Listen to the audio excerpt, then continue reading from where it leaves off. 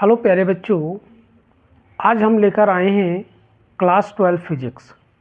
ठीक है, जो बोर्ड एग्जामिनेशन के लिए बहुत ही ज़्यादा इम्पोर्टेंट है। और न्यूमेरिकल को हम बताते हुए चलेंगे और एक सप्ताह के अंदर अंदर जितने इम्पोर्टेंट न्यूमेरिकल है सब हम बता देंगे। ठीक है, तो उस इम्पोर्टेंट न्यूमेरिकल में से पहला न्यूमेरिकल आपका बोर्ड पर लिखा गया है, इसको हम देखते हुए चलते हैं। चलिए शुरू करते हैं। क्या दिया है? एक अनंत रेखीय आवेश 2 मीटर की दूरी पर 4.5 × 10⁴ न्यूटन प्रति कूलम का वैद्युत क्षेत्र उत्पन्न करता है। रेखीय आवेश घनत्व की गणना कीजिए, रेखीय आवेश घनत्व ज्ञात कीजिए। क्लियर बात? तो इसमें जो जो आपका दिया गया है उसको हम लिख लेंगे। उसको लिखने से ये आसानी हो जाएगी कि आपका कौन सा फार्मूला यूज होगा। क्लियर बात? चलिए देखते हैं क्या क्या दिया गया, उसको लिखेंगे दिया है। अब एक बार इसको हम फिर पढ़ेंगे। क्या दिया है? एक अनंत रेखीय आवेश 2 मीटर की दूरी पर। तो क्या दिया गया है? एक आवेश है जो 2 मीटर की दूरी पर स्थित है। तो कितने मीटर दूरी पर है? 2 मीटर की दूरी। तो क्या दिया गया है? दूरी। क्या दिया गया है? दूरी। और दूरी को हम किससे प्रदर्शित करते हैं? आर से। आर बराबर कितना है? 2 मीटर। क्लियर बात? फिर क्या कह रहा है? दूरी पर 4.5 × 10⁴ न्यूटन प्रति कूलम। और न्यूटन प्रति कूलम किसका मात्रक होता है? ये पता होना चाहिए। किसका मात्रक होता है? वैद्युत क्षेत्र का। किसका होता है? वैद्युत क्षेत्र का। न्यूटन प्रति कूलम का वैद्युत क्षेत्र उत्पन्न करता है। तो क्या दिया गया है? वैद्युत क्षेत्र। वैद्युत क्षेत्र। वैद्युत क्षेत्र को किससे प्रदर्शित करते हैं? ई से। ई बराबर हमारा कितना दिया गया है? 4.5 × 10⁴ न्यूटन प्रति कूलम। क्लियर है?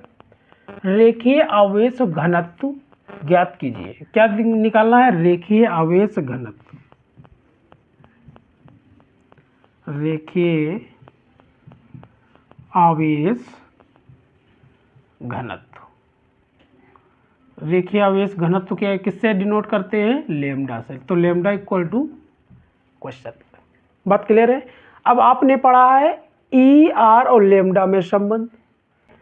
आपने पढ़ा है गॉस का प्रमेय और उनके अनुप्रयोग। ठीक है, तो आपका एक अनुप्रयोग है अनंत लंबाई के कारण किसी बिंदु पर वैद्युत क्षेत्र की तीव्रता। उसका फार्मूला आपने पढ़ा है। ठीक है, किसमें? रेखीय आवेश घनत्व के पदों पे। तो वही फार्मूला हम यूज कर लेंगे। क्या फार्मूला हमारा होता है? लिखेंगे हल। लिखेंगे क्योंकि E इक्वल टू होता है 1/2 πε0 इंटू क्या दिया है? लेमडा। तो ये हो जाएगा लेमडा अपान आर। क्लियर बात? ये हमारा फार्मूला होता है। तो आपको ये भी पता है, लिखेंगे चूंकि 1/4 πε0 किसके बराबर होता है? 9 × 10⁹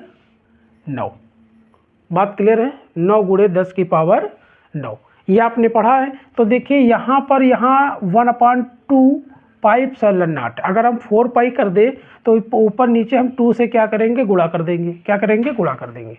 तब हमारा ये क्या हो जाएगा? देखिए 1/, यहाँ 2 की जगह कितना हो जाएगा? 4। कितना हो जाएगा? 4 πε0 इंटू इसकी जगह क्या हो जाएगा? 2 लेमडा। हमने क्या किया? ऊपर भी 2 से गुणा किया और नीचे भी, तभी ये कैंसिल होकर के इतना ही आ जाएगा। क्लियर? 2 लेमडा अपान हो जाएगा आर। अब इसकी वैल्यू आपको पता हो गई कितनी होती है? 9 × 10⁹ तो यहाँ पर हम क्या रखेंगे? इसका मान रख देंगे 9 × 10⁹ ई की वैल्यू गिवन है, ई की वैल्यू रख देंगे। आर की वैल्यू गिवन है, आर की वैल्यू रख देंगे। क्लियर है? लेमडा निकल आएगा। ई की वैल्यू कितनी दी गई है? 4.5 × 10⁴। क्लियर है? बराबर इसकी वैल्यू कितनी दी गई है? 9 × 10⁹ इंटू 2 लेमडा अपान आर की वैल्यू कितनी दी है? 2। तो ये हो जाएगा 2। अब देखिए ये 2 से ये 2 हमारा कैंसिल। क्लियर है? ये क्या बचेगा? यहाँ जो बचेगा उसको लिख लेंगे। 4.5 × 10⁴ equal to 9 × 10⁹ into lambda. Clear है? वैल्यू किसकी निकालना है? लेमडा की। तो लेमडा की वैल्यू निकालना है तो ये इसको रोक लेंगे और जो इंटू में इसको डिवाइड भी कर देंगे, तब हमारा क्या आ जाएगा, यहाँ क्या हो जाएगा, ये इस लेमडा को इस साइड में लिख रहे हैं, कोई प्रॉब्लम। लेमडा इक्वल टू इधर जो लिखा उसको लिख दो 4.5 इंटू 10 की पावर 4 अपान कितना हो जाएगा, इंटू में था, इधर हो जाएगा डिवाइड में 9 इंटू 10 की पावर 9। बात क्लियर है?